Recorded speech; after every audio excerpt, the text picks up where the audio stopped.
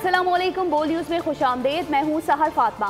मैं हूँ अरबाब जहांगीर। हेडलाइंस आपने जानी। सबसे पहले बात करेंगे इसराइल की गजा पर बर्बरियत की। इसराइल ने गजा पर बमों की बारिश कर दी। गजा पर बर्री, बहरी और फजाई हमले जारी हैं। फलस्तीनी वजारत सेहत के मुताबिक इसराइली हमलों में शहीद होने वालों की तादाद 8000 से भी तजावुज कर गई है। हमास तर्जुमान के मुताबिक इसराइल का सहतरफा हमला नाकाम बना दिया गया।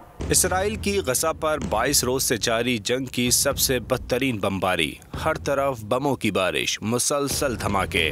गुज़िश्ता रोज से जारी बदतरीन बमबारी की वजह से इमदादी कार्रवाइयाँ महाल। मज़ीद हज़ारों शहादतों का खदशा। इसराइली फौज ने गजा पर अंधाधुंध बर्री, बहरी और फिज़ाई हमले किए। हमास ने गजा में दाखिल होने वाले इसराइली टैंकों पर अल यासीन रॉकेट फायर किए, जिससे इसराइलियों की हलाकतें हुईं। हमास तर्जुमान के मुताबिक इसराइली फौज ने हेलीकॉप्टरों की मदद से हलाक और जख्मी होने वाले फौजियों को इलाके से निकाला। इसराइली वज़ीर आज़म नेतन्याहू का कहना है, गजा में हमास से लड़ाई तवील और मुश्किल होगी। इसराइली फौज गजा का मुकम्मल मुहासरा कर चुकी है। 229 इसराइली यरगमालियों को हर सूरत हमास की कैद से आज़ाद कराएंगे। उधर गजा के अस्पतालों में बड़ा इंसानी अलमिया जारी है। तिब्बी सहूलियात की अदम दस्तयाबी की बिना पर जख्मी मौत के मुंह में जा रहे हैं। गजा में हुई शहादतों में बच्चों की तादाद 3500 से तजावुज कर चुकी है। जख्मियों की तादाद 21000 से ज्यादा हो चुकी है।